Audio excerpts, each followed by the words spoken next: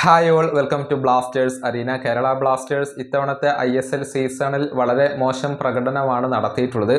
കഴിഞ്ഞ 3 സീസണുകളിലും ചുരുങ്ങിയത് പ്ലേ ഓഫിൽ എങ്കിലും കേരള ബ്ലാസ്റ്റേഴ്സ് എത്തിയിരുന്നു. പക്ഷേ ഇത്തവണ പ്ലേ ഓഫിൽ പോലും എത്താൻ കഴിഞ്ഞിരുന്നില്ല.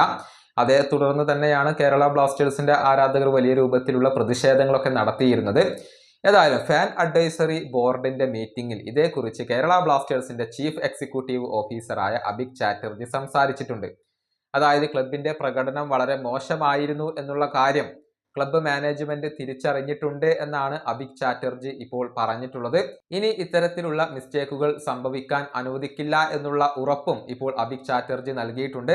അദ്ദേഹത്തിന്റെ വാക്കുകൾ ഇങ്ങനെയാണ്: ഈ സീസണിലെ ക്ലബിന്റെ പ്രകടനം വളരെ മോശമായിരുന്നു എന്ന കാര്യം ക്ലബ്ബ് മാനേജ്മെന്റ് വിലയിരുത്തിയിട്ടുണ്ട്. ചില ഏരിയകളിലും ഡിപ്പാർട്ട്മെന്റുകളിലും കംപ്ലീറ്റ് അഴിച്ചുപണി വേണമെന്ന് മാനേജ്മെന്റ് തിരിച്ചറിയുകയും ചെയ്തിട്ടുണ്ട്. ഇനി ഇതുവരെ ഉണ്ടായ മിസ്റ്റേക്കുകൾ ആവർത്തിക്കില്ല എന്നുള്ളത് വരുന്ന മാസങ്ങളിൽ നമ്മൾ ഉറപ്പുവരുത്തും. കേരള ബ്ലാസ്റ്റേഴ്സ് പ്ലേ ഓഫിൽ എത്തുക എന്നുള്ളത് വളരെ മിനിമമായ ഒരു കാര്യമാണ്.